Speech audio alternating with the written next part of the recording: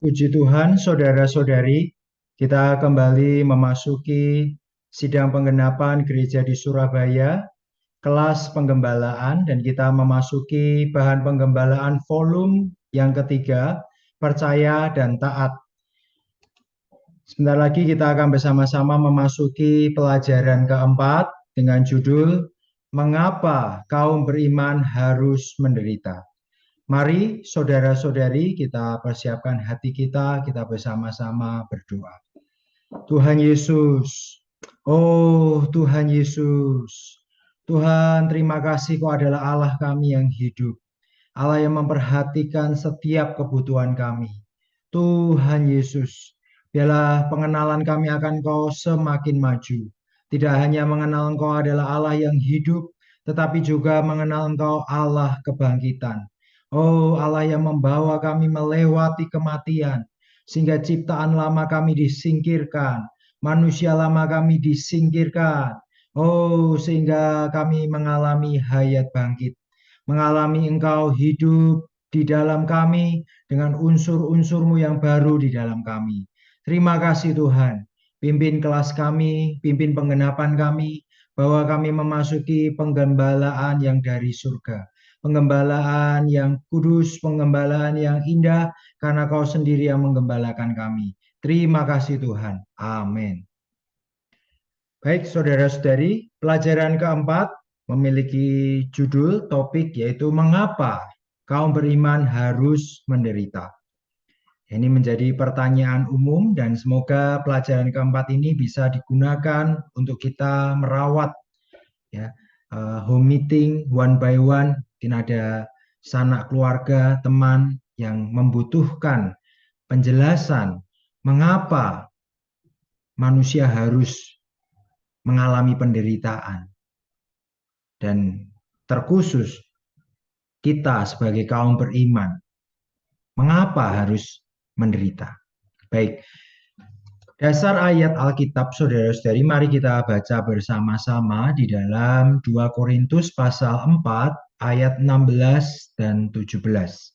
Ayat 16, sebab itu kami tidak tawar hati, tetapi meskipun manusia lahiriah kami semakin merosot, namun manusia batiniah kami diperbaharui dari hari ke hari. Kemudian ayat yang ke-17, sebab penderitaan ringan yang sekarang ini akan menghasilkan bagi kami kemuliaan kekal yang melebihi segala-galanya, jauh lebih besar daripada penderitaan kami. Saudara-saudari, 2 Korintus pasal 4 ini adalah pengalaman dari Rasul Paulus. Di ayat 16 dikatakan, manusia lahiriah semakin merosot. Tubuh jasmani kita ini saudara-saudari semakin tambah usia ya. Mungkin kalau masih muda tidak terasa. Tetapi kalau sudah tambah usia, sudah semakin tua, maka banyak anggota tubuh yang tidak sekuat waktu masih muda. Manusia lahiriah pasti merosot. Tetapi bagi Paulus, dia tidak menaruh perhatian pada manusia lahiriah. Dia mengatakan bahwa manusia batiniah. Manusia batiniah diperbarui. Nah, ini seperti berbanding terbalik ya. Manusia lahiriahnya semakin merosot, tapi manusia batiniahnya diperbarui, semakin baru bahkan dari hari ke hari.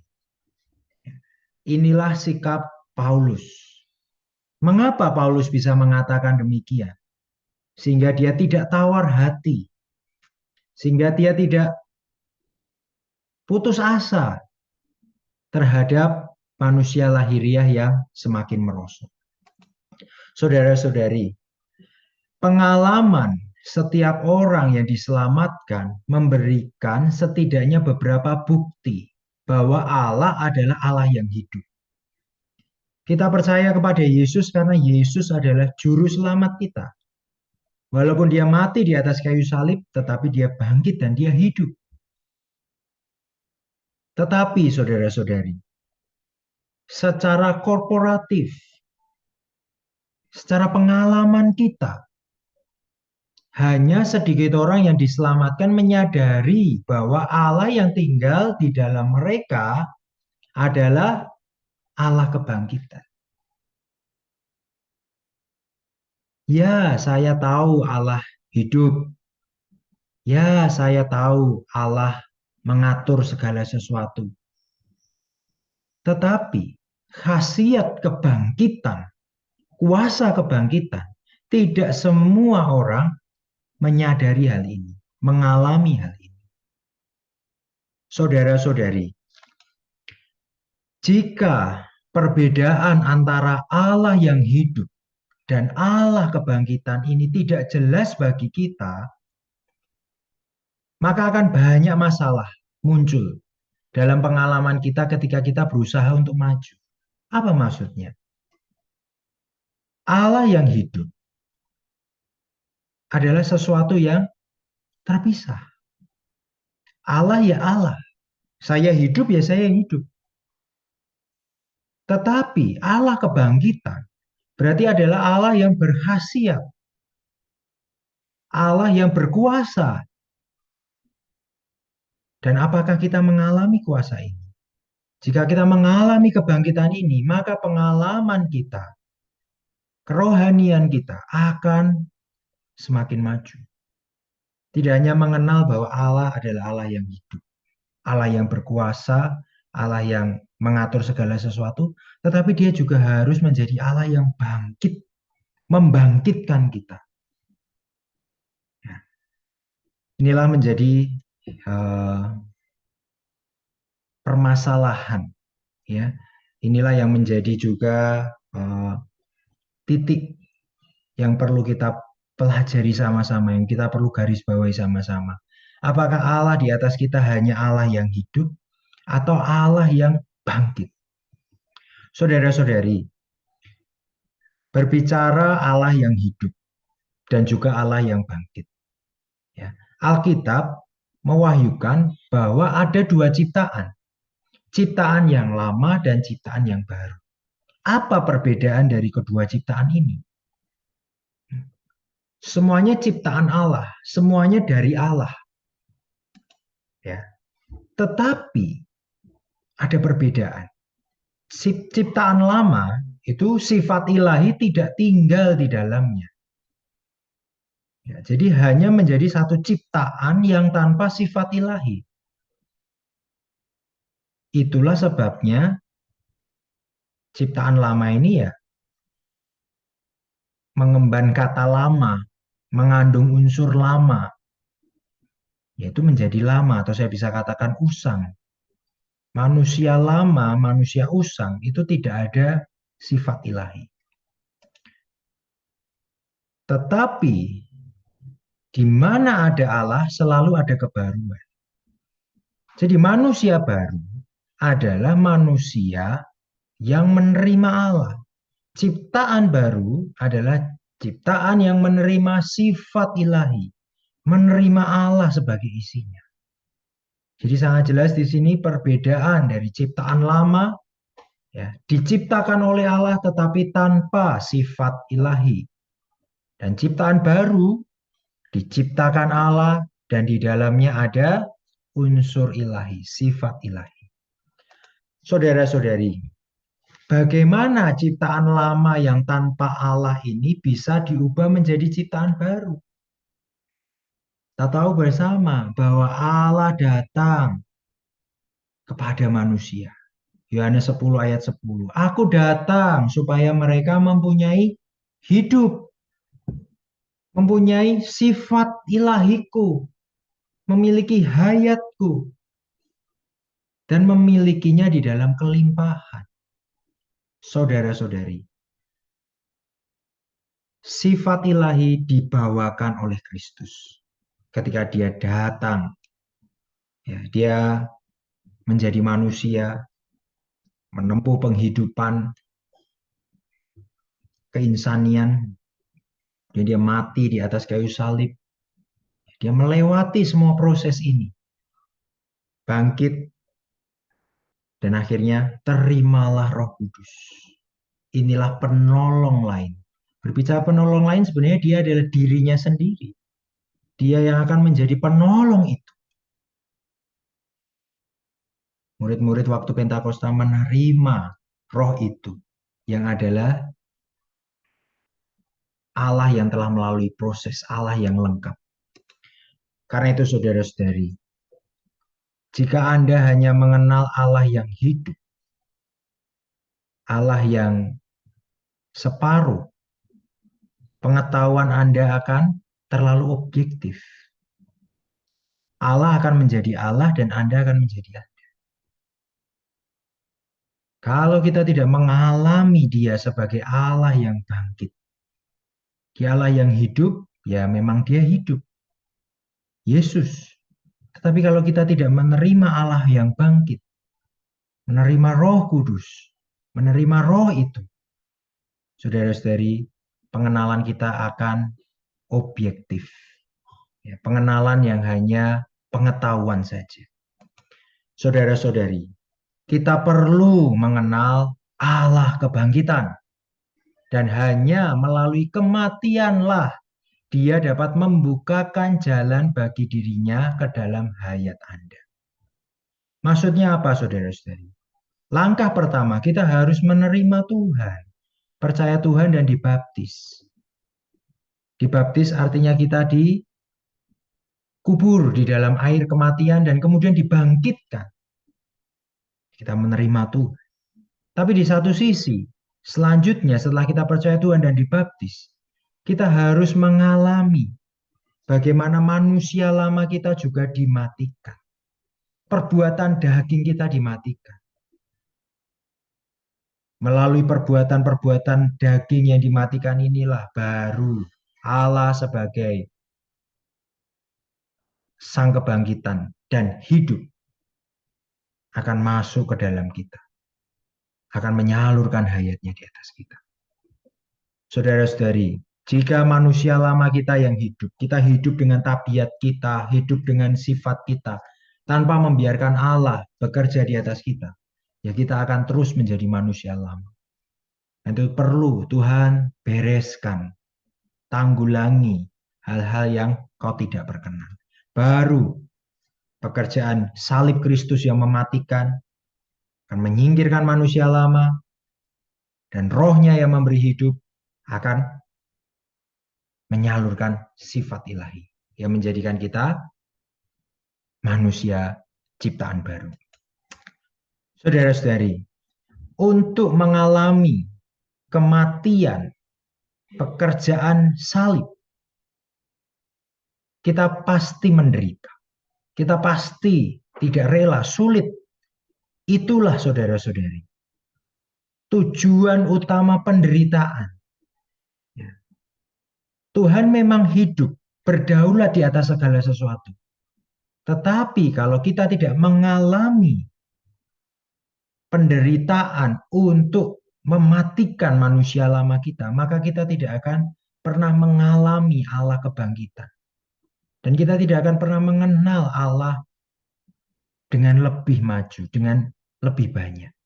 Karena itu penderitaan di alam semesta ini khususnya yang berkaitan dengan anak-anak Allah adalah melaluinya sifat-sifat Allah dapat digarapkan ke dalam manusia. Untuk itulah Rasul Paulus mengatakan, kami tidak tawar hati. Manusia lama kami merosot. Manusia lama kami disalibkan. Apa yang menjadi kesenanganku, apa yang menjadi kenyamananku disingkirkan. Itu tidak enak. Tetapi manusia batiniaku diperbaharui.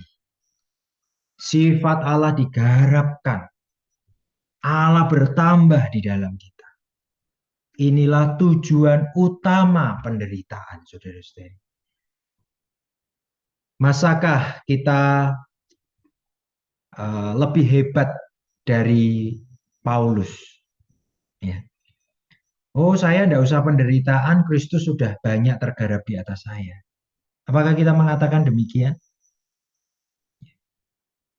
Paulus mengatakan justru di dalam kelemahanlah kuasamu menjadi sempurna. Ya. Di dalam kelemahan Paulus mengalami kuasa yang sempurna. Segala perkara dapat kutanggung di dalam Dia memberi kekuatan kepada. Banyak pengalaman kerohanian yang Paulus dapatkan karena penderitaan. Supaya manusia lama disingkirkan, unsur lama disingkirkan, dan diri Allah digarapkan. Saudara-saudari, tak jelas mengenal bahwa tujuan utama penderitaan adalah untuk menggarapkan sifat-sifat Allah. Puji Tuhan. Selanjutnya, saudara-saudari, yang membuat kita mengalami Tuhan juga adalah penderitaan ini. Menyebabkan manusia mengalami Allah kebangkitan secara subjektif. Saudara-saudari, pengalaman kita, penderitaan yang kita alami, menggarapkan Allah dan membuat kita memiliki rona surgawi. Kita memiliki gambaran surgawi yang diberikan kepada kehidupan kita yang sebelumnya tidak ada. Maksudnya apa, saudara-saudari? Di sini kita melihat bahwa setiap penderitaan pasti akan mengharapkan Allah. Dan Allah menjadi rahasia kecukupan. Dia menjadi kunci ya untuk menghadapi segala sesuatu. Saudara-saudari, penderitaan yang sedang kita alami adalah makanan untuk menguatkan kerohanian kita. Kalau kita tidak makan penderitaan-penderitaan ini, maka otot-otot rohani kita, maka keperluan kita akan Tuhan akan berkurang. Kalau kita menghadapi penderitaan, maka kita akan semakin datang ke Tuhan.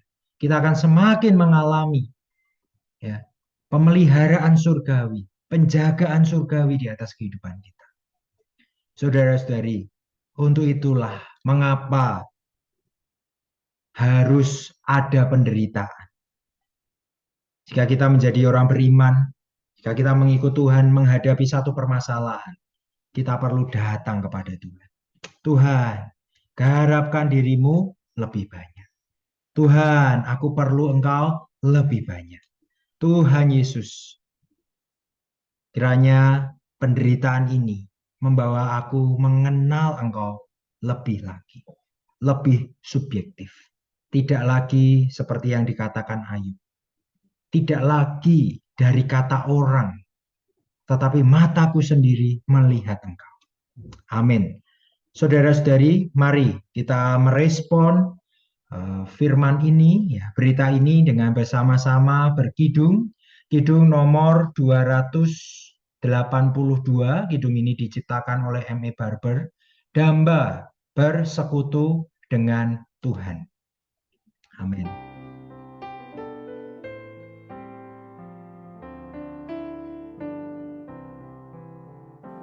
Apabila jalanku menuju sengsara, bila di takdirmu mau ku menderita, ku mohon padamu hubungan akrab, tiap saat bersekutu lebihlah mesra. Susut sedang dunia, tambahkan surga. Biar hatiku luka, roh tetap muja. Mesra manis dunia, olehmu lepas, agar kau denganku erat kian mesra. Meski jalan sunyi, kau serta selalu, senyummu tarikku depan terus maju. Lepas dari diri oleh kurniamu, jadi wadah suci salur hayatmu.